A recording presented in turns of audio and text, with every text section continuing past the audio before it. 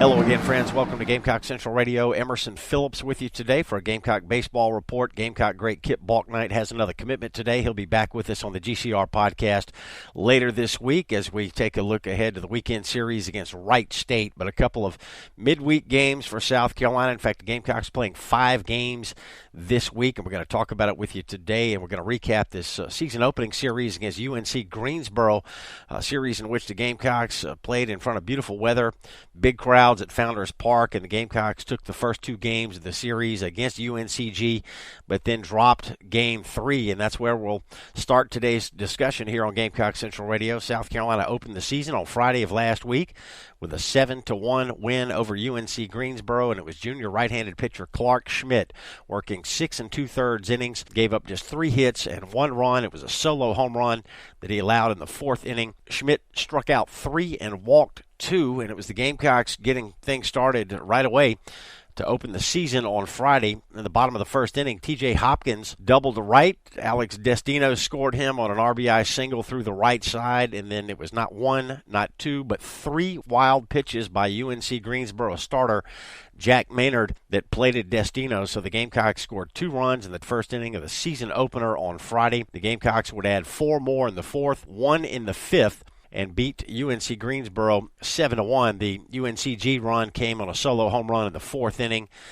Hopkins went 3 for 4 at the plate for the Gamecocks, 2 doubles, 2 runs scored, and 2 RBIs for the sophomore center fielder. And the Gamecocks also got a very solid day from sophomore left fielder Danny Blair from Bel Air, Maryland. 3 hits in the ball game, a run scored, and a run knocked in. Blair would go on to have a big weekend for the Gamecocks. He hit 9th in the lineup on Friday, and it was a sellout crowd at Founders Park for this day game Friday afternoon. So Clark Schmidt got the win for South Carolina, and it was senior reliever Coley Bowers, a product of Lexington High School, working 2 1/3 innings in relief, gave up just 1 hit and struck out 4. Bowers appeared in 7 games last year for the Gamecocks and had 2 starts, so he was the reliever, and he closed it out Friday, a 7-1 South Carolina victory. 7 runs, 11 hits, no errors for the Gamecocks. 1 run, 4 hits, no errors for UNCG. So the season opener was a success for Chad Holbrook's ball club, and the 2 teams met again at Founders Park on Saturday. And it was Gamecock junior Will Crow making his first appearance in a Gamecock uniform since 2015. The right-hander struck out 7 in 5 scoreless innings of work, gave up just 3 hits and 1 walk, and the Gamecocks got multi-hit ball games from Danny Blair, Alex Destino, Jacob Olson, sophomore from Monroe, Georgia, and Justin Rowe, junior from Laverne, California. Senior right-hander Reed Scott pitched 4 innings of relief, gave up just 1 run on 2 hits, struck out 3, and earned his first save of the season.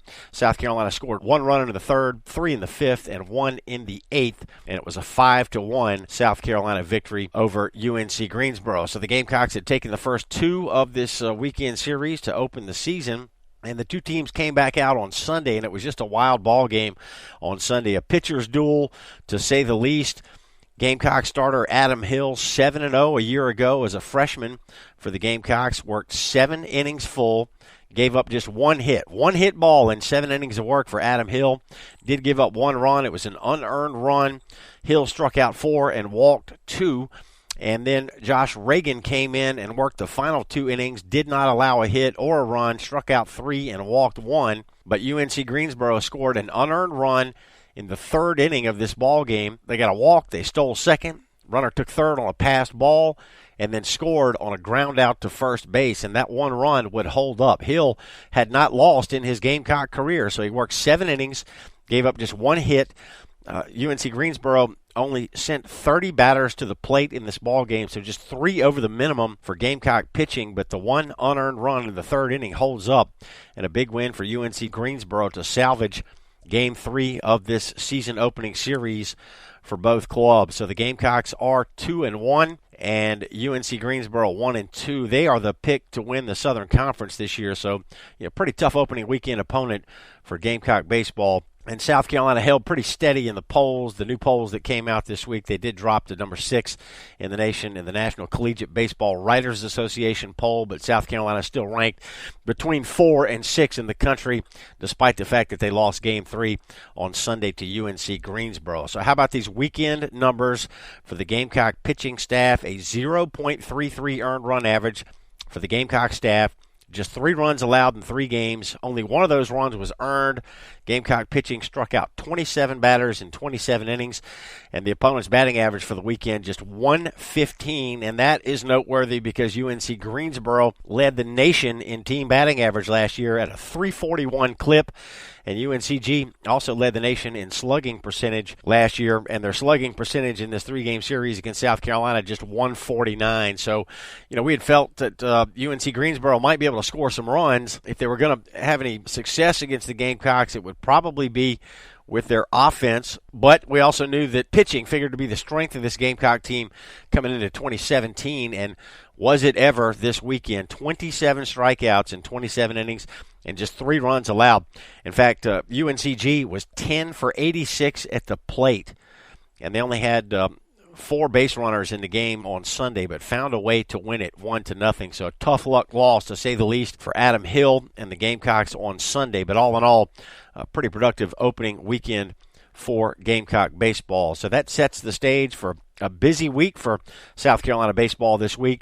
Tuesday game, 4 o'clock start against Charlotte. The 49ers took 2 out of 3 from West Virginia last weekend, so Charlotte off to a pretty good start this year. West Virginia is supposed to have a pretty good ball club, so that's a good series to open the year for the Charlotte 49ers, who come to Founders Park for a 4 o'clock first pitch on Tuesday. And getting the starting nod for the Gamecocks, making his first appearance as a Gamecock, is freshman right-handed pitcher Sawyer Bridges, who played last year at Summerville High School and led Summerville High to the South Carolina High School Baseball State Championship. So Bridges making his first appearance in a Gamecock uniform. Again, 4 o'clock start Tuesday at Founders Park. The Gamecocks will take Wednesday off before returning to action at home against Kansas State. K-State is 3-1 on the season.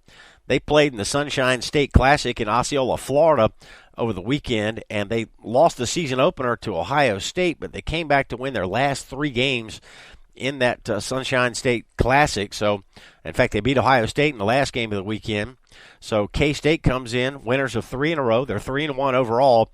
And worth noting here that Kansas State is going to play 4 games in the state of South Carolina this week. They're going to play the Gamecocks at Founders Park on Thursday, and then K-State will move over to Lexington, South Carolina, and they're going to play 3 games this weekend at the Lexington Blowfish Stadium. They're going to play St. John's on Friday, and then they'll play Liberty on Saturday, and they'll play Liberty again on Sunday. Again, all 3 games, Friday, Saturday, and Sunday, will take place in Lexington, South Carolina at the Blowfish Stadium over there in Lexington. So sort of an interesting scheduling twist for the Kansas State baseball team. And then the Gamecocks will have a 3-game weekend set again at home against a Wright State team that took 2 out of 3 from Clemson last weekend. 4 o'clock first pitch Friday, 3 o'clock start on Saturday, and we'll have a 1:30 first pitch Sunday for the Gamecocks and Wright State coming up at Founders Park this weekend. So 5 games on tap this week for the Gamecocks, who open with 9 games in the first 12 days of the season.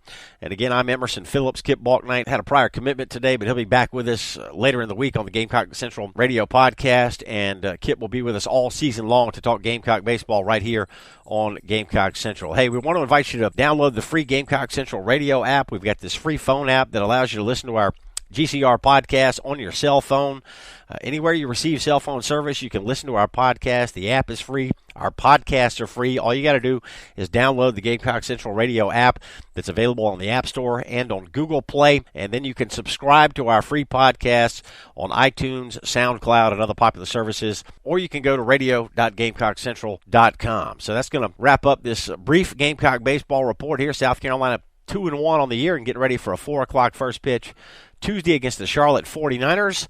That game will be on the SEC Network Plus. Sawyer Bridges, freshman from Summerville, South Carolina, making his first appearance as a Gamecock. He'll be the starting pitcher for South Carolina against Charlotte. And then we'll have a 4 o'clock start on Thursday for the Gamecocks in Kansas State. And also a 4 o'clock first pitch Friday for the Gamecocks against Wright State. And again, it'll be a 3 o'clock first pitch Saturday and a 1:30 start time Sunday. Wright State coming in. They're out of the Horizon League.